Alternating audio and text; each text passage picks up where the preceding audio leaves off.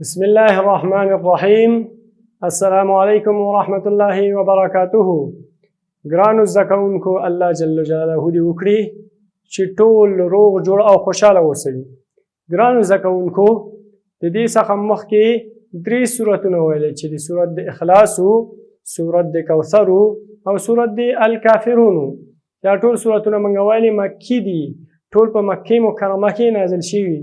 نن چې کوم سورت وایو ګرانو زده کوونکو، سورت د قل اعوذ برب الفلق ده چې موږ او تاسو یې په خپله ټولنه کې په قل باندې چارقل، هغه چارقل سورتونو څخه ده قل اعوذ برب الفلق یا د فلق سورت ده، هغه وایو. مخکې له دې نه چې ګرانو زده کوونکو موږ نوي درس ته لاړ شو په پروني درس باندې او همدارنګه په بل پروني باندې، یعنی د پرون څخه یو ورځ مخکې درس باندې یو مرور کوو او هغه زه یو ځل تاسو ته وایم او تاسو په توجه سره واورئ او تر څو ستاسو هغه خطاګانې صحیح شي. نو ګرانو زده کوونکو ما سره اوسئ. اعوذ بالله من الشیطان الرجیم. بسم الله الرحمن الرحیم. قل يا أيها الكافرون لا أعبد ما تعبدون ولا أنتم عابدون ما أعبد ولا أنا عابد ما عبدتم ولا أنتم عابدون ما أعبد لكم دينكم ولي دين. صدق الله العلي العظيم.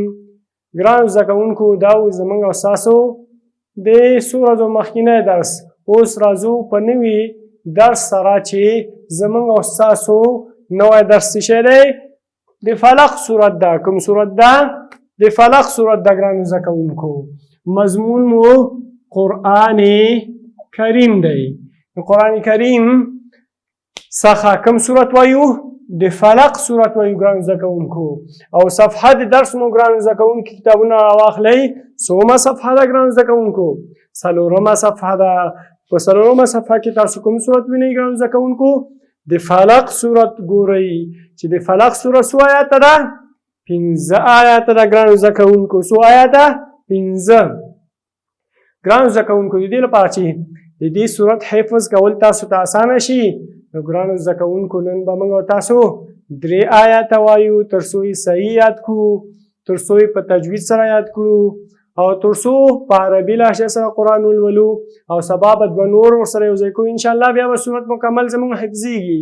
نو نن زموږ او ستاسو د دې صورت څخه څو آیاتونه لولو او څو آیاتونه په تجوید سره یادوو؟ 3 آیاتونه. نو ګرانو زده کوونکو راځو خپل صورت ته زه وایم او تاسو به یې تاسو تکراروئ او لیکو یې. قل أعوذ برب الفلق. قل أعوذ برب الفلق. قاف هغه حرف دی چې حرف مصالحه څخه ده او قلقلي ورته یو مقام ورکړی چې کله دا حرف موږ وایو نو دغه خپله مخرج یو حرکت کوي، یو حرکت پیدا کیږي په دې کې. قاف. قل أعوذ برب الفلق. قل أعوذ برب الفلق. قل أعوذ برب الفلق. ګرانو زده کوونکو، دې خبرې ته متوجه اوسئ چې نه اعوذ غلط ده او نو قل اعوذ. ذال د جیبې سوکه، د بره غاښونو سوکې او په ډېره نرمۍ سره ادا کوو او کوشش به کوو چې مشابهت د زی او بل حرف سره ورنه کړو. نو څنګه به وایو؟ قل اعوذ. قل اعوذ. تکرار کړئ راسره ګرانو زده کوونکو. قل اعوذ. قل اعوذ. قل اعوذ. آفرین ګرانو زده کوونکو. برب الفلق. برب الفلق.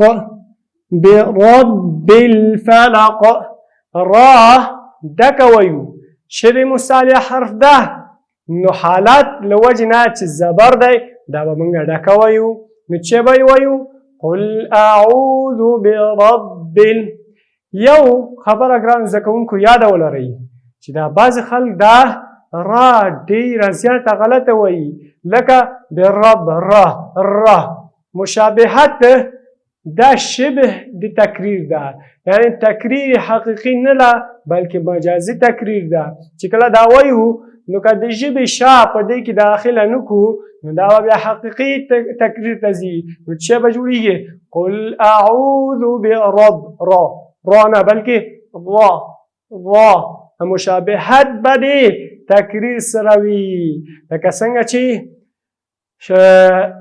جزري وایي چې واخف تکریرا اذا تشدد متوجه اوسه که چېرته حرف مشدد نه اوسي را حرف مشدد نه اوسي تکرار یعنی شبه تکرار د دې اسانه ده یعنی حقیقي تکریر سره خدا ساتلی شي اما کله مشدد اوسي نه شي ساتلی نو د دې نه مطلب دا چې تاسو باید تکریر وکئ مشابهت وکئ اما حقیقي تکریر ته لاړ نه شئ نو برب دا با د چی شي سره یو ځای کوو د لام سره چې لام قمري ده کوم لام ده لام قمري ده په الفلق کلمه کې قل اعوذ برب الفلق فلق دا کوم آیا شو دا اول آیا شو د سورة فلق نو ګرانو زده کوونکو قاف ډک الف یعنی حمزه د الف په شکل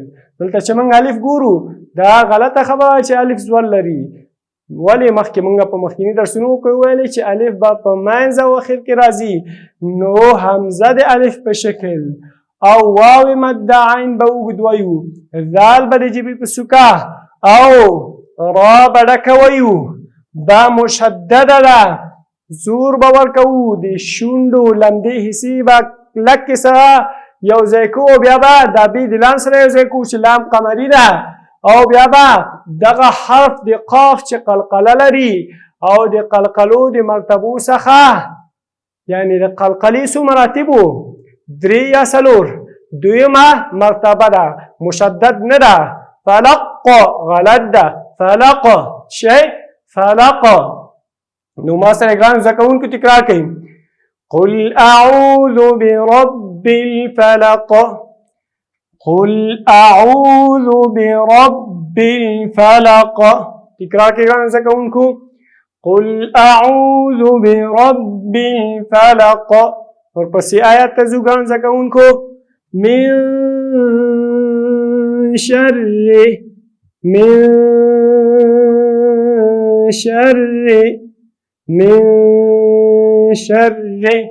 د امام جزري شعر دلته وساکه ګوره را مشدده پام دې وسه چې هغه حقیقي تکریر نه بیا ساتي خو شبه او مشابهت د تکریر نه به نه ساتي ځکه بیا خو دا حرف ختمیږي نو من شر ما خلق من شر ما خلق من شر ما خلق خلق ما سره تکرار کېږم زده کوونکو من شر ما خلق من شر ما خلق من شر ما خلق ومن شر غاسق ومن شر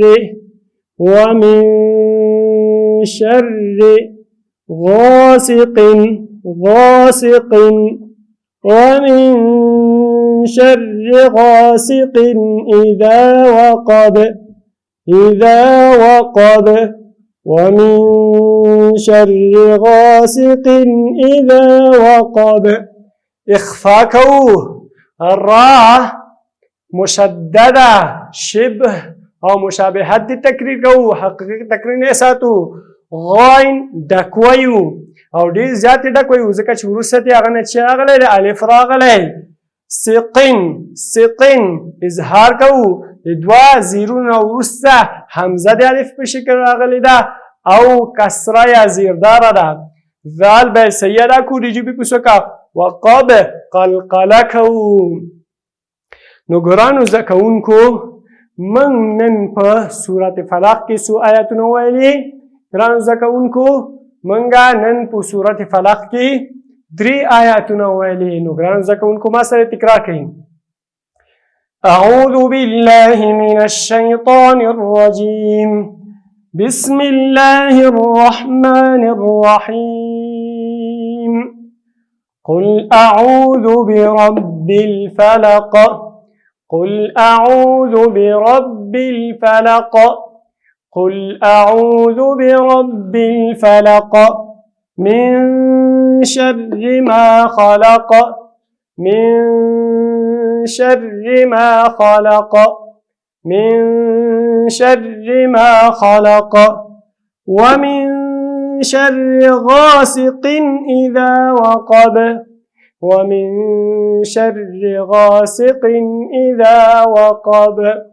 ګرانو زده کوونکو دا زموږ او ستاسو د نن درس چې سورت فلق نه مو 3 آیاتونه ویلي. ګرانو زده کوونکو نن چې په زموږ په ګران هیواد او مظلوم هیواد افغانستان باندې دا کم مرض چې خلک په مختلفو نومونو یادوي کرونا وغیره راغلی ده، نو د دې لپاره رسول اکرم صلی الله علیه وسلم ډیره خاصه دعا ښودلې ده. نو هغه به وایو او په آخر کې به د خپل ملک خپل مظلوم ملت ټول افغانانو ته دعا کوو. اللهم نعوذ بك من البرص والجنون والجذام ومن سيء الاسقام. آمین رب العالمین. من ټول افغانان مظلوم ملت ټول مسلمانان د دې جذام او د دې بدو مرضونو او د اوسني نوم کرونا مرض څخه وساتي. ومن الله توفیق.